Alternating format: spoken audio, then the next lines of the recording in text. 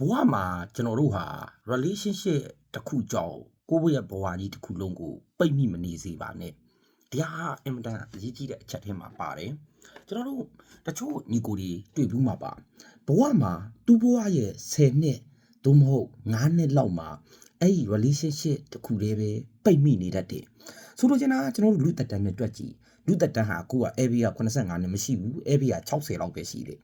60ဆိုရင်ကျွန်တော်တို့10နှစ်လောက်သူ့ရဲ့ဘဝမှာပိတ်မိသွားပြီဆိုရင်ဘဝရဲ့6ပုံတစ်ပုံဟာအဲ့ဒီလူတစ်ယောက်နဲ့ပဲပိတ်မိသွားတယ်အဲ့ဒီထဲမှာပဲဂွင်ချင်းချင်းလေးထဲမှာပဲကျွန်တော်တို့ဟာပိတ်မိသွားတယ်လို့ပုံစံမျိုးဖြစ်တတ်တယ်အဲ့ဒါကိုကျွန်တော်ကအထူးသတိပေးစေချင်တာကျွန်တော်တို့နောက်တစ်ခုကကျွန်တော်အတိတွေဆိုရင်ကျွန်တော်ကပြောနေကြစကားလုံးတစ်လုံးရှိတယ်ပလန်ချဖို့လိုတယ်တာကြီးတို့ပလန်ချဖို့လိုတယ်မင်းတို့ကောင်မလေးထားတာပြဿနာမဟုတ်ဘူးရီးသားထားတယ်ကောင်လေးထားတယ်အဲ့ဟာပြဿနာမဟုတ်ဘူးပြဿနာကအဲ့ကောင်မလေးဟာဘယ်လိုလဲဆိုတာပြဿနာရှိတယ်ဘာကြောင့်လဲ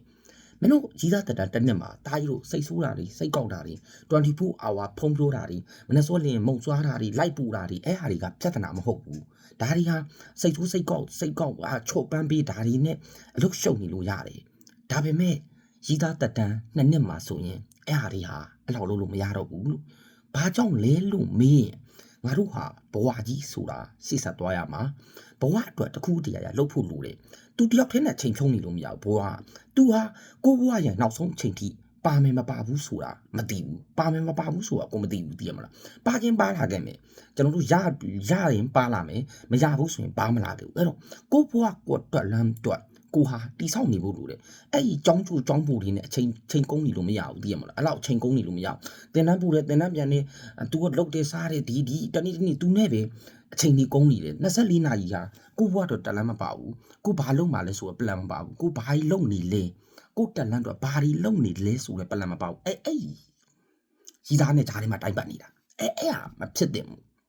ကျွန်တော်တို့ကရီးသားမထားအောင်မို့ထားရတယ်ဒါပေမဲ့တစ်ဖက်မှာရီးသားထားရင်တစ်ဖက်မှာကျွန်တော်တို့ဟာကိုဘွားတက်လန်းတော့ကိုလုတ်ထားဖို့လိုတယ်အဲ့ဒီရီးသားကြီး24နာရီချိန်ပေးနေလို့မရဘူးဘဝမှာကျွန်တော်တို့ရှေ့ဆက်သွားရမယ်အရာတွေရှိတယ်ကျွန်တော်တို့ကတိုးတက်ရေးတွေအောင်မြင်ရေးတွေလူသားအချင်းမြစ်အတွက်လူဘဝကြီးအတွက်ကိုယ့်ရဲ့ပတ်ဝန်းကျင်အတွက်ကိုယ့်ရွာအတွက်ကိုယ့်နိုင်ငံအတွက်တစ်ခုတည်းရဒါအ ਨੇ ဆုံးတော့ကိုမိသားစုအတွက်ကိုဟာသူရဲကောင်းတစ်ယောက်ထောက်ပံ့သူတစ်ယောက်ပတ်မှုသူတစ်ယောက်ဖြစ်နေဖို့လိုအပ်တယ်အဲ့ဒီအတွက်အဲ့ဒီရီးသားနဲ့အချိန်24နာရီကြီးကုန်းနေလို့မရဘူးနောက်တစ်ခုကထားပါတော့အဲ့ဒီကောင်မလေးကိုကအဲ့ဒီကောင်မလေးနဲ့ကိုကယူမယ်ဆိုရင်လေတစ်နှစ်လောက်ကပတ်စားပါညာတိတ်ကိစ္စမရှိမယ်2နှစ်လောက်ဆိုရင် plan ချဖို့လိုတယ်ကျွန်တော်အတိတွေထဲမှာရှိတယ်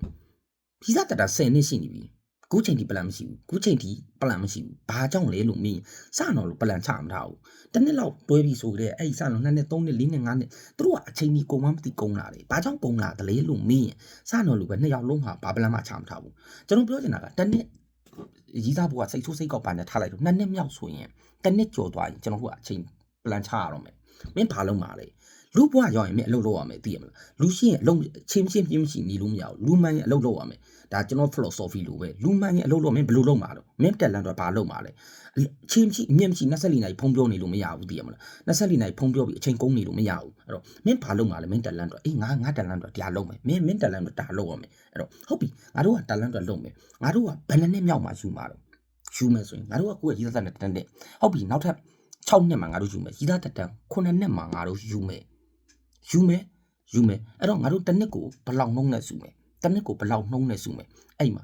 မှာငါတို့ယူပြီးရင်ငါတို့အနာခွက်တော့ဘယ်မှာစီးပွားရေးဘယ်လိုစီးပွားရေးဥမာဘယ်လိုစီးပွားရေးကိုလုပ်မှာလဲကျွန်တော်နောက်တစ်ခုကကလေးတွေရလာအောင်မှာဘဝကြီးပုတ်တန်တွေးလို့မရဘူးအဲ့မိန်းမယူတာတွေယောက်ျားယူတာတွေအဲ့မတန်ကြီးကြီးပုတ်တန်တွေးလို့မရဘူးသူတို့နှစ်ယောက်ပုတ်တန်တွေးတာအကြောင်းရင်းမဟုတ်ဘူးသူတို့နှစ်ယောက်မွေးလာတဲ့ကလေးပါဘဝအဲ့စောက်ထုံးမိုးမျိုးဖြစ်သွားတတ်တယ်အဲ့ဒါကြောင့်မလို့ညီမပြီးမဟောမလိမ့်တော့ကျွန်တော်တို့ homelet ဒီ jomlet ဒီလက်ရှိမှာကျွန်တော်တို့ခုလက်ရှိဒါလမ်းဘေးမှာကလေးလေးတွေဒါပန်းရောက်နေတာတွေအဲ့လိုမစင်စားမစင်ချင်းမိဘတွေလှုပ်ခဲလို့အဲ့ကလေးတွေကလကားနေလကားအဲ့နောက်ဆက်တွဲပြဿနာကိုတန်ခံရတာပဲသိရမလားအဲ့တော့ကျွန်တော်ပြောချင်တာအဲ့လိုအချင်းချင်းမရှိနေလို့မရဘူးပလန်နဲ့နေရမယ်စတော့ဘဲမှာယူမှာငါတို့ဘယ်နှစ်မြောက်မှာယူမှာတစ်နှစ်ကိုတစ်လကိုငွေဘယ်လောက်နှုန်းစုမှာဘယ်နှစ်မြောက်မှာယူမှာတော့ငါတို့ယူပြီးရင်ဘာလုပ်စားမှာတော့ဆိုတော့ပလန်ရှိရမယ်အကယ်၍ဗျာအဲ့လိုကိုကပလန်ချထားတယ်ဆိုရင်ပလန်ချတာကိုတက်လန်သူလည်းသူတက်လန်သူလုပ်တယ်ကိုလည်းကိုတက်လန်သူလုပ်ကိုလုပ်တယ်အဲ့ဟုတ်ပြီအကယ်၍မယူပြစ်ထူးဆိုရင်တောင်မှဥပမာပြောတာကံကြောင်းမတိုက်ဆိုင်လို့မ မယူပစ်ခဲ့ဘူးဆိုရင်တောင်မှကိုဟာနေရာတစ်ခုမှာရောက်နေတယ်ကိုကောင်မလေးဟာလေနေရာတစ်ခုမှာရောက်နေတယ်အဲ့ကြရင်အဲ့ဟာဆိုရင်ခံတာစည်းတယ်သိရမလားမယူပစ်ဘူးဆိုရင်တော့ကိုအဆင့်နဲ့ကိုအတန်းနဲ့ကိုရောက်နေတာဆိုတဲ့အတွက်ကျွန်တော်တို့ဟာခံတာစည်းတယ်တချို့ကဘယ်လိုဖြစ်လဲလို့မေးရင်မယူလည်းမယူပစ်ဘူးစတော့လို့ပဲသူတို့ရဲ့9နှစ်6နှစ်ဟာအဲ့ကောင်မလေးအဲ့ကောင်လေးနဲ့ပဲပိတ်မိနေတယ်အဲ့တော့ဟုတ်ပြီမယူဖြစ်လဲမယူဖြစ်ဆိုအသက်ကလည်း30လည်းရောက်နေပြီဥမာ25နှစ်ကကြီးသားထားအသက်30လည်းရောက်ပြီသူတို့ကမယူဖြစ်တော့ကောင်မလေးနဲ့ကွဲသွားပြီကောင်လေးနဲ့ကွဲသွားပြီအဲ့အချိန်မှာတလန်းကနေဘာမှမရှိတော့အသက်က30ဖြစ်နေဘာလို့9နှစ်တာ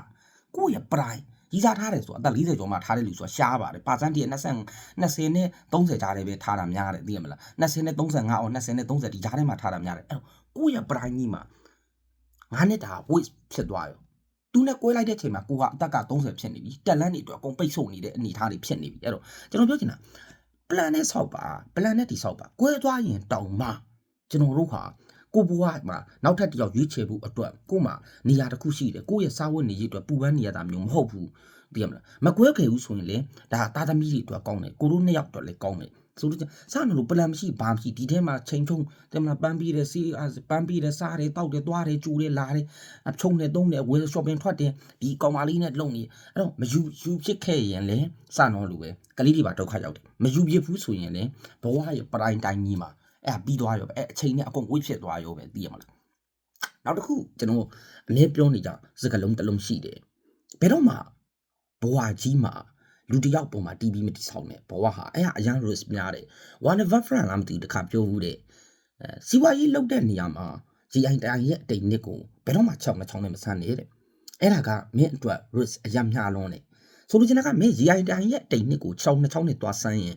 မင်းနေရင်ပုံကနေနှစ်သွားမှာမင်းအသက်ပါပေးလိုက်ရမှာအသက်ပါပေးလိုက်ရမှာတင်တချောင်းနဲ့ထောက်ရင်မင်းနောက်ထပ်တချောင်းကြံသေးတယ်အဲ့တော့မင်းမှာပြန်ပြီးတက်နိုင်တဲ့အားရှိသေးတယ်ဆိုလိုချင်တာတင်အဲ့တော့ကျွန်တော်ပြောချင်တာဘဝမှာကျွန်တော်တို့ဟာရီးစားထားတာတွေဘာတွေဆိုရင်လေအရန်ကြီးတော့ risk ယူပြီးတော့ပုံအပ်မထားနဲ့သိရမလားဘဝကြီးတစ်ခုလုံးကိုသူ့ပေါ်မှာမိခိုးပြီးတော့တိဆောက်မထားနဲ့အဲ့ဒါကနာရင်အကြနာတတ်တယ်အဲ့ဒါကနာရင်အကြကပူးစိုးပတ်ဆက်နာသွားတတ်တယ်ဆိုလိုချင်တာဘဝကိုနောက်တစ်ချိန်ပြန်ထဖို့တော့မလွယ်တဲ့အနေအထားမျိုးတွေဖြစ်တတ်တယ်အဲ့တော့ကျွန်တော်ပြောချင်တာကရီးစားလေးထားမယ်ရီးစားလေးထားတစ်ဖက်ကကောင်မလေးရီးစားလေးထားတစ်ဖက်ကကိုယ်တလန့်ကိုလည်းတိဆောက်တာစတော့လို့ပဲရီးစားထားဒီကောင်မလေးနဲ့ကိုကယူပြစ်မယ်ထင်ရင်လေတလန့်တိဆောက်ပြီးမှ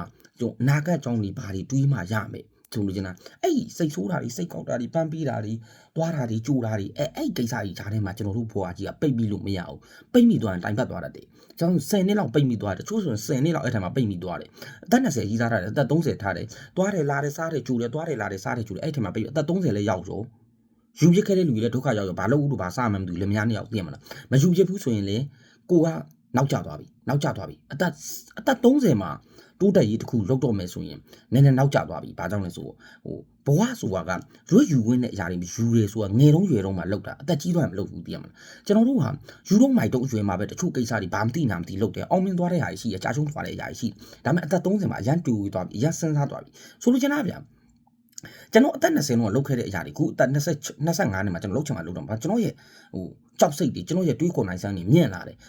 တော့ကျွန်တော်မှတစ်ဖက်မှာကျွန်တော်ကြောက်စိတ်ရှိတယ်ယူမမမလုပ်ဝင်ဘူးအသက်20မှာယူမမလုပ်ခဲ့တယ်ဒါပေမဲ့ပြန်ပြင်လို့လည်းရတယ်ဘာကြောင့်မှားသွားတယ်ပြန်ပြင်တယ်ဘာကိုမှငယ်ကုန်ဆိုတဲ့အရာရှိတယ်အသက်30မှာမှားသွားရင်ဆိုတာက